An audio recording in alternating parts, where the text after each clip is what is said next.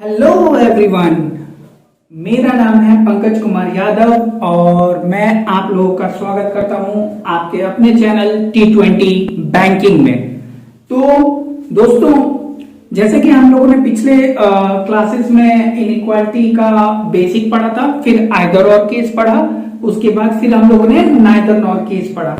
अब हम लोग इनइक्वालिटी में रिवर्स इनइक्वालिटी को डिस्कस करेंगे। रिवर्स इनइक्वालिटी जो कि प्री लेवल का है, ठीक है। तो रिवर्स इनइक्वालिटी में क्या होता है कि जैसे कि हम लोग का जो नॉर्मल क्वेश्चंस दिए होते हैं, नॉर्मल क्वेश्चंस में हमारे स्टेटमेंट दिए रहते हैं और स्टेटमेंट के हिसाब से हमारा कंक्लूजन दिया रहता है और पूछता है कि विच ऑफ देम फॉलोज, या कौन सा फॉलो नहीं करता है। लेकिन यहाँ पे हमारे रिवर्स इनइक्वालिटी में क्या करेंगे कि यहाँ पे आपको कंक्लूजन दिया हुआ है और इस कंक्लूजन के बेसिस पे हमारा स्टेटमेंट दिया हुआ है, ठीक है। और इस स्टेटमेंट में, मतलब इस कंक्लूजन में जितने भी कंक्लूजन दिए हुए हैं, कौन से स्टेटमेंट में ये सारे कंक्लूजन सही हो रहे हैं। तो चलिए हम लोग सॉल्व करते हैं इसको। तो कंक्लूजन हमारा दिया हुआ है S is smaller than J, M is greater than N और X is smaller than J। तो हम लोग सबसे पहला स्टेटमेंट में देखते हैं। सबसे पहले हम लोग फर्स्ट कंक्लूजन से चेक करेंगे। तो S is smaller than J, तो S हमारा कहां पे है? यहाँ पे S हमारा दो जगह है, एक है हमारा यहाँ पे और एक है हमारा यहाँ पे। तो स्टार्ट करते समय हम लोग क्या करेंगे, S है तो हम लोग S से स्टार्ट करेंगे। तो S और P यहाँ पे कहीं और दिया हुआ है, और दिया हुआ है, और दिया हुआ है, नहीं दिया हुआ है, तो इसका मतलब हम लोग इसको कंसीडर नहीं करेंगे। हम लोग कहां से कंसीडर करेंगे? इसको S से कंसीडर करेंगे, जहां की X हमारे यहाँ पे दिया हुआ है। तो चलिए देखते हैं, सॉल्व करेंगे अगर इसको। तो हमारे यहाँ दिया हुआ है S is smaller than X और X is greater than N, N से D और D से J। तो यहां से हम आएंगे तो S से X आ गए हम लोग, फिर उसके बाद X से N जाएंगे। लेकिन जाते समय हमें क्या हो जा रहा है, यहाँ पे ऑपोजिट साइन मिल जा रहा है। और मैंने आप लोगों को पिछले क्लासेस में क्या बताया था? पिछले क्लासेस में मैंने ये बताया था कि जहां पे हमारा ऑपोजिट साइन आ जाए वो क्या हो जाता है, वो डाउटफुल हो जाता है। और डाउटफुल का मतलब क्या होता है, इनडायरेक्टली हमारे तीनों पॉसिबिलिटीज हो जाती हैं, जैसे ग्रेटर देन, स्मॉलर देन और इक्वल्स टू। इसीलिए हमारा पहला ही कंक्लूजन जो है वो इसमें फॉलो नहीं हो रहा है। सॉरी, पहला ही कंक्लूजन इसमें फॉलो नहीं हो रहा है। तो पहला कंक्लूजन फॉलो ना होने के कारण ये हमारा पहला स्टेटमेंट क्या हो जा रहा है, गलत हो जा रहा है। रिवर्स इनइक्वालिटी में हम लोग क्या करना है, सारे कंक्लूजन हमारे फॉलो होने चाहिए। चलिए अब हम लोग मूव करते हैं सेकंड की तरफ। सेकंड हमारा जो है क्या बोलते हैं, सेकंड स्टेटमेंट की तरफ। सेकंड स्टेटमेंट में फिर वही हम लोग चेक करेंगे। यहाँ पे S और X दिया हुआ है और यहाँ पे X और N, तो S और X। तो यहाँ पे हम लोग को चेक करना है S स्मॉलर देन J, तो X से हम लोग S से शुरू करेंगे। तो S यहाँ पे स्मॉलर देन X हो जा रहा है, S smaller than X, X is smaller than N, smaller than N, उसके बाद N is smaller than D, N is smaller than D and D is smaller than J।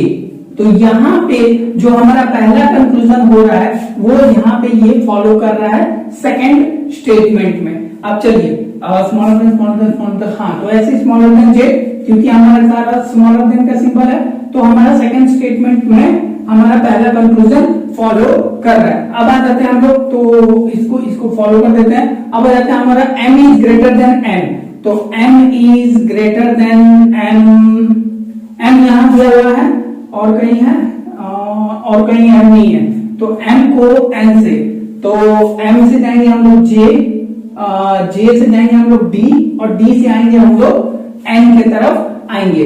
तो M यहाँ पे सबसे पहले क्या दिया हुआ है, M is smaller than J।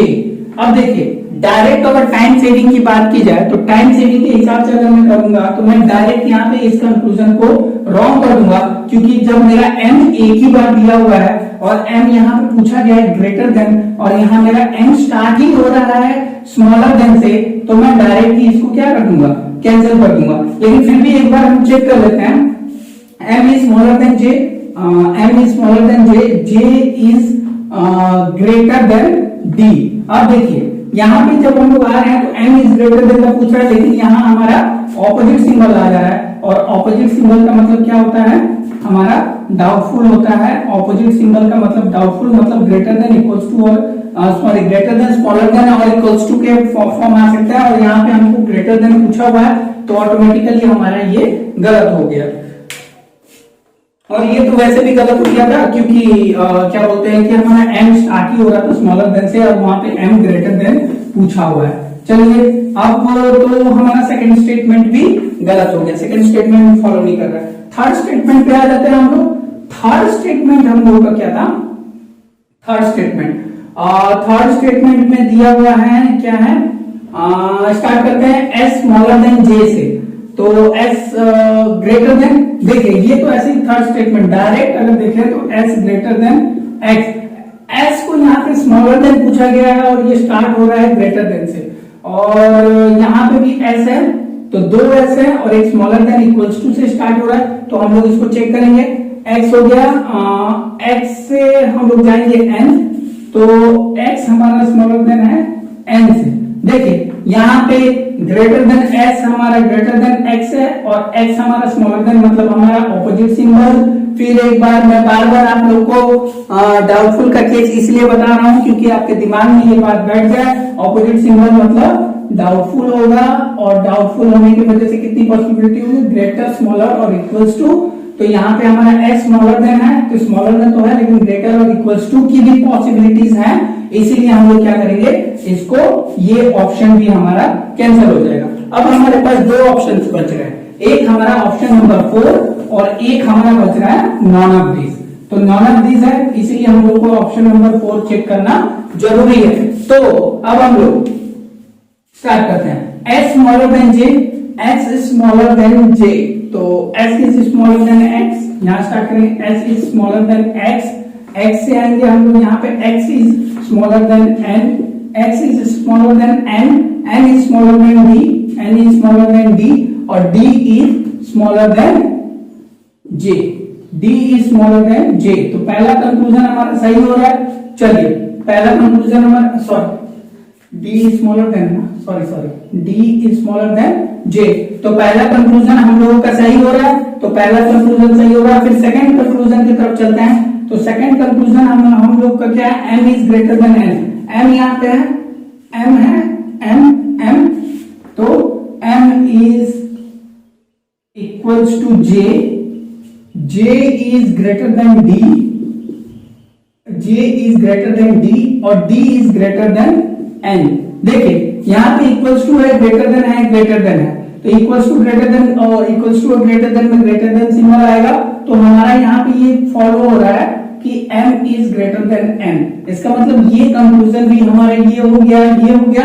अब एक कंक्लूजन हम लोग का बचा हुआ है, x is smaller than j, तो x हमारा यहाँ पे एक है और एक यहाँ पे है, तो इन दोनों में से कौन सा चूज करेंगे, s से x से s से p और p से कोई नहीं जाएगा, तो इसीलिए हम लोग ये वाला चूज करेंगे, x से n, n से d और d से j। तो हमारा ये पहला था, ये दूसरा हुआ। तीसरा कंक्लूजन हम लोग चेक कर रहे हैं, तो तीसरा कंक्लूजन अगर हम लोग चेक करेंगे तो x is smaller than n, x is smaller than n, n is smaller than d और d is smaller than j।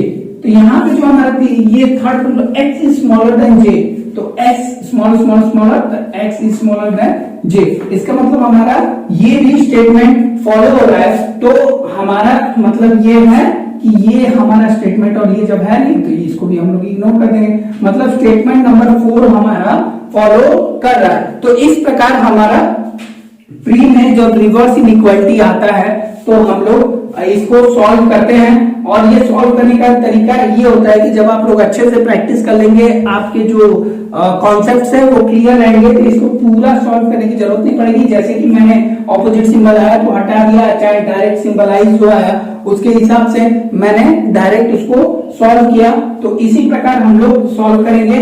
और ये 4 नंबर आंसर इसलिए आया है क्योंकि ये कंक्लूजन इस स्टेटमेंट में फॉलो हो रहा है, तो रिवर्स इनइक्वालिटी इसी प्रकार से सॉल्व की जाती है।